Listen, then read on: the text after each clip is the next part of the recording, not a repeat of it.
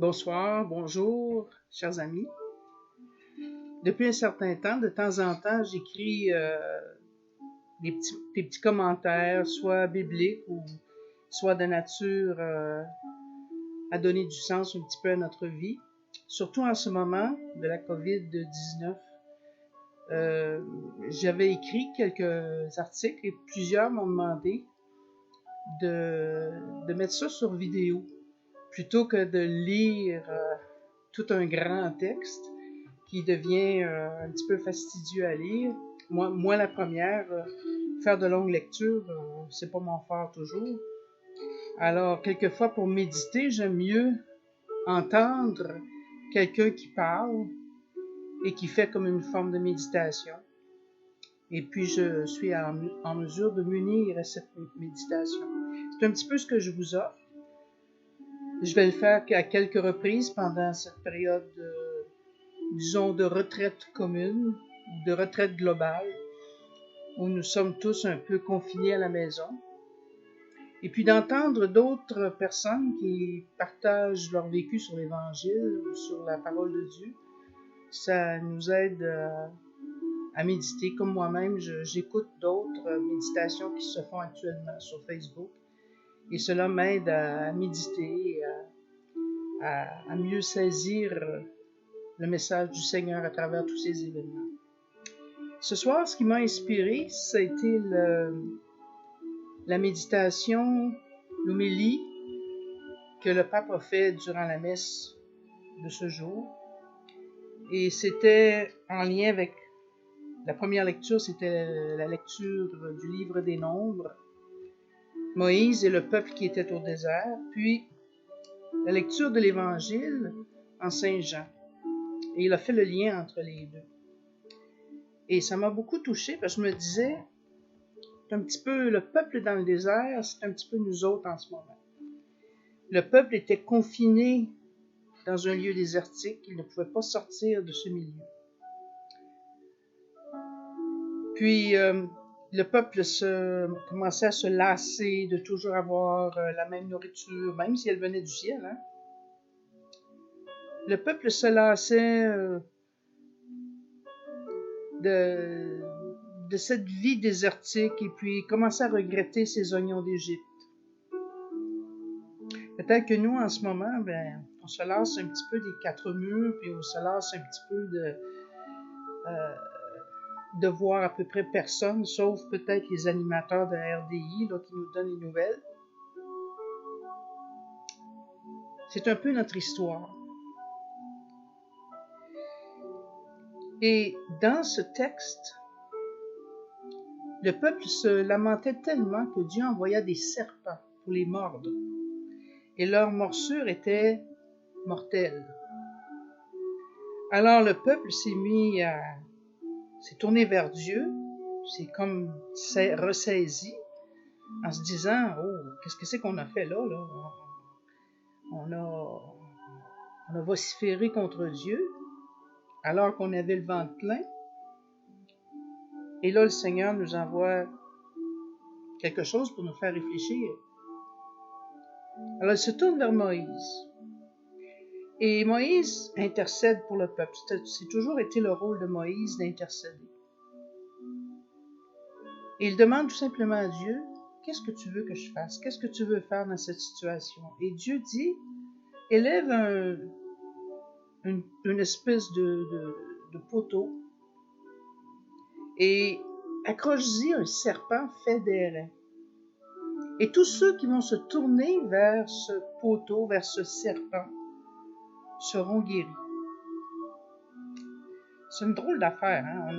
On a comme l'impression, d'une part, Dieu nous invite à mettre de côté l'idolâtrie, à mettre de côté les fétichismes, des choses auxquelles on pourrait croire, des objets auxquels on pourrait attribuer un pouvoir magique. Et d'autre part, elle nous dit, ah, tiens, regardez ce serpent, et puis vous serez guéris de vos morsures. C'est une énigme à ce moment-là, mais effectivement, le peuple qui se tournait vers le serpent d'airain que Moïse avait fait édifier était guéri. Et avec le temps, avec l'expérience chrétienne, on en a fait une relecture à la lumière du Christ qui est élevé en croix. Et Jésus lui-même, dans l'évangile de Jean, l'évangile d'aujourd'hui, nous sommes le 31 mars aujourd'hui, Jésus lui-même dit « Lorsque je serai élevé de terre, alors j'attirerai toute chose et toute personne à moi. » Il faisait allusion à sa crucifixion, qui était paradoxalement quelque chose de très tragique. Il annonçait sa propre mort, en fait. Et ce qu'il annonçait au-delà de cette mort, c'est le pouvoir salvifique de cette mort, de ce passage qu'il ferait. Et tout de suite, quand vous entendez le mot passage, vous pensez à Pâques, nécessairement. Et nous, là-dedans, en ce moment, comme je disais tout à l'heure, on est confinés. Et peut-être que certains parmi nous qui écoutez cette petite méditation, vous vous dites, bien, oh, moi je suis pris de la COVID. Là. Moi j'étais mordu par le serpent de la COVID. Et je le vis dans ma chair. C'est comme une brûlure. C'est une brûlure, il y en a qui ont dit même que la sensation de brûlure dans les poumons. Une sensation d'étouffement même. Et devant tout cela, le Seigneur nous dit dans l'Évangile d'élever le regard vers lui et de mettre notre confiance en lui. Alors sans plus tarder, je vais tourner la caméra vers une icône du crucifié. Une icône que j'ai obtenue de Jérusalem. Et je vous invite, pendant que la musique va continuer, quelques instants de silence. Je ne parlerai pas, je vais laisser le Christ en croix, le Christ élevé de terre, je vais le laisser lui vous parler au cœur, je vais le laisser lui se manifester à votre être intérieur. C'est lui qui va faire le travail. Sans plus tarder, je vous laisse quelques instants avec Jésus crucifié, Jésus élevé de terre pour nous sauver.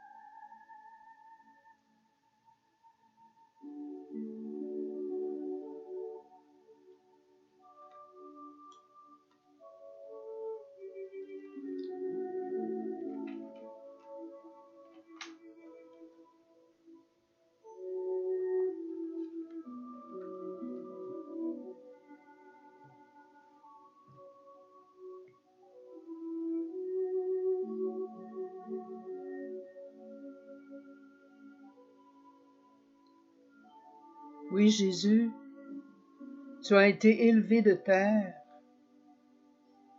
Tu as été crucifié entre ciel et terre pour qu'à notre tour nous puissions avoir la vie.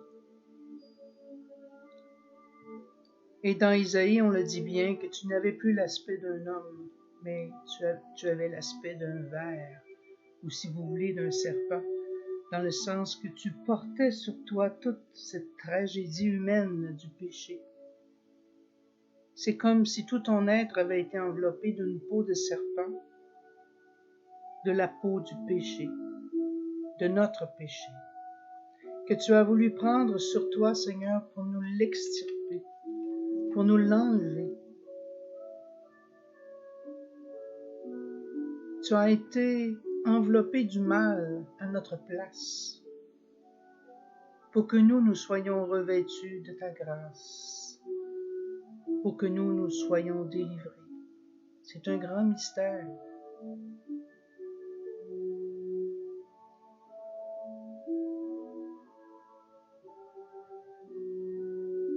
Oui, Seigneur, nous contemplons ce mystère de ta croix, où tu n'as pas hésité à prendre sur toi tout notre mal, nos maladies, nos difficultés psychologiques, nos pathologies, quelles qu'elles soient, et même jusqu'à la mort, pour que nous puissions entrer victorieux avec toi dans cette éternité. Oui, Seigneur, par tes plaies, nous sommes guéris.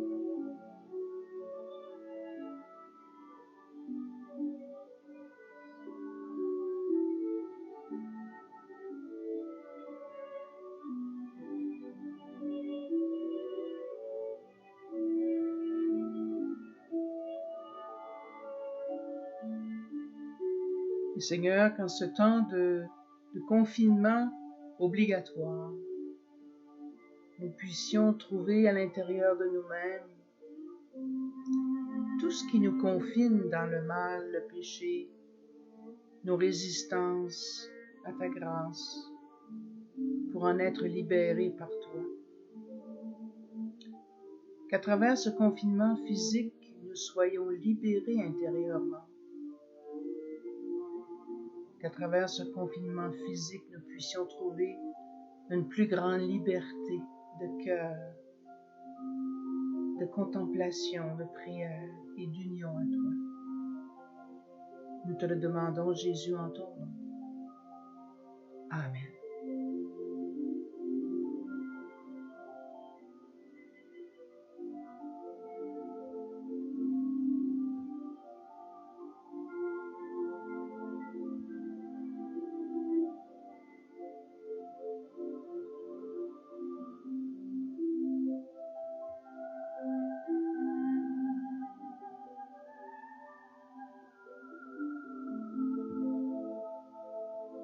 Et pour terminer ce court temps de méditation,